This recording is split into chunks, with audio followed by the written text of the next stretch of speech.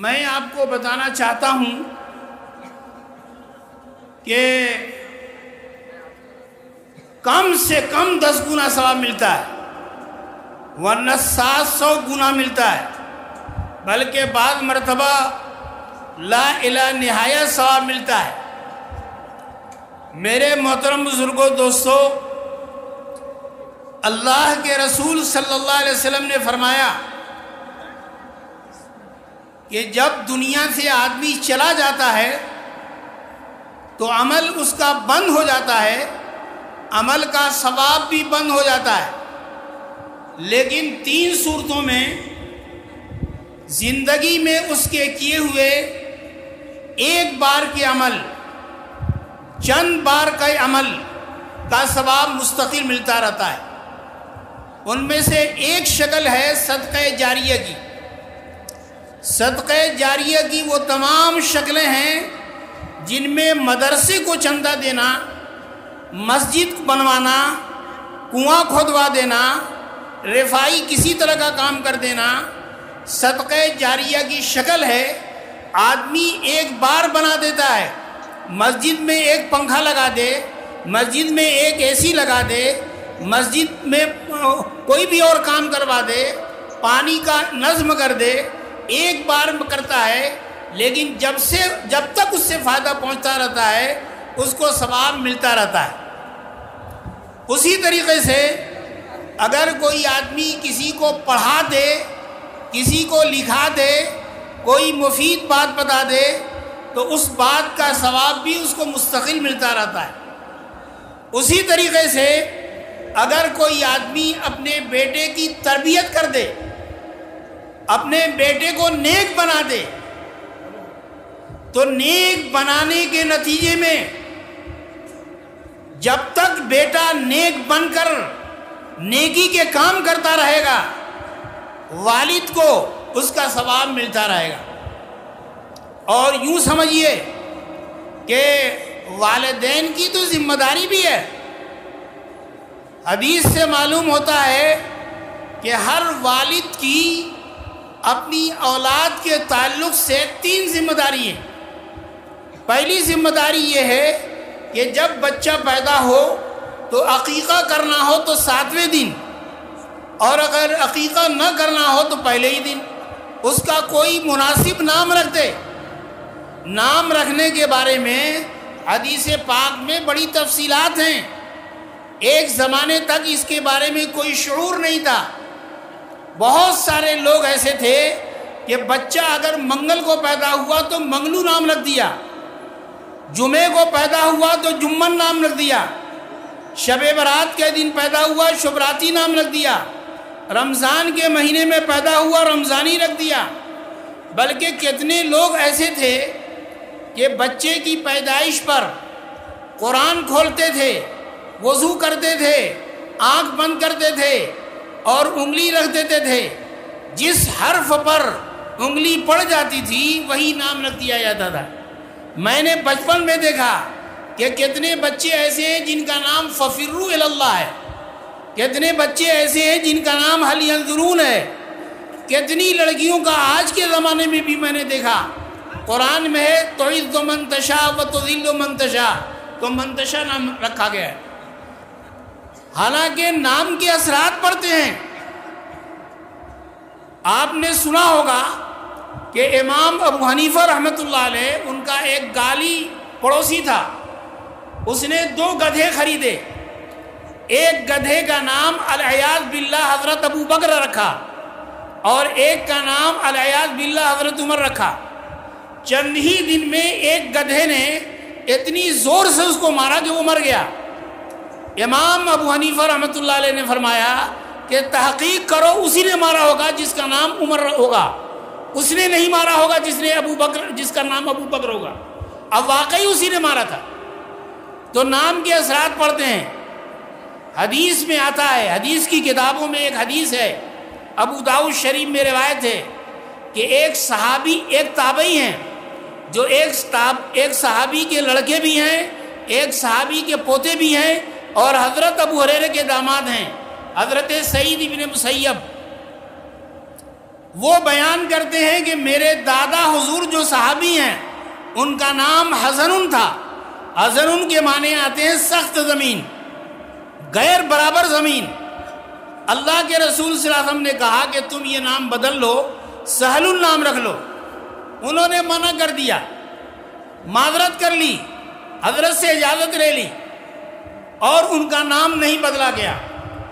حضرت سعید بن مسیب ابو داؤد میں روایت ہے، فرماتے ہیں کاش میرے دادا نے محمد الرسول اللہ صلی اللہ علیہ وسلم کا مشورہ مان لیا ہوتا تو ہمارے خاندان کی مزاج میں نام کی وجہ سے جو سختی ہے وہ سختی نہ ہوتی. دوسری جو ذمہ داری ہے وہ تعلیم و تربیت کی ہے.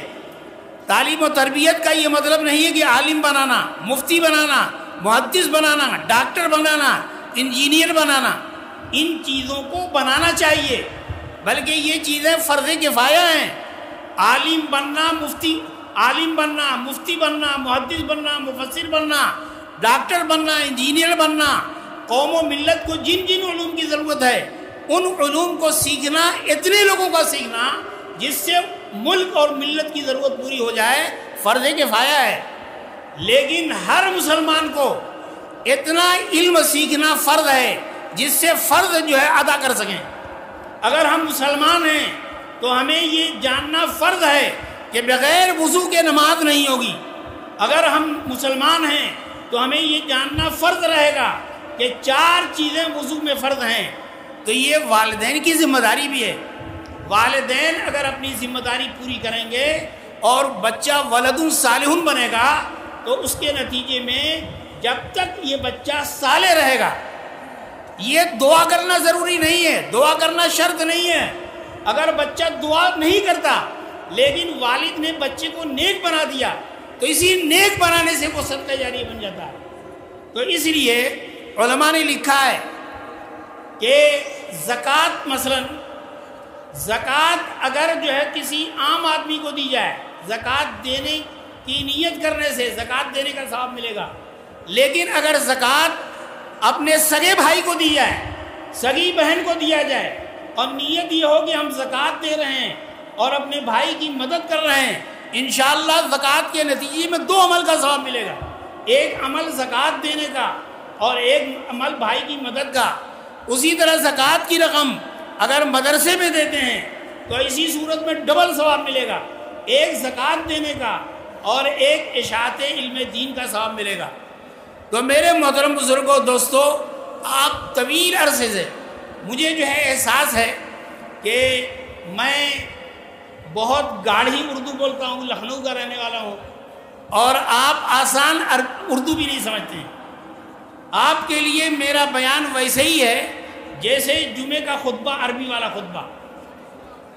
بنگال سے ایک صاحب جو ہے عمرے کے لیے گئے، حج کے لیے گئے، واپس آنے کے بعد کہا کہ مکہ مکرمہ میں صرف اذان اور نماز بنگالی میں ہوتی ہے، اب بقیہ جو ہے سب پتہ نہیں کس زبان میں بولتے ہیں. تو اسی طریقے سے میری باتیں غیر مفہوم ہیں، اس لیے میں بہت طویل کوئی بات نہ کر کے آخر میں ایک نصیحت کر کے اپنی بات ختم کر دوں گا.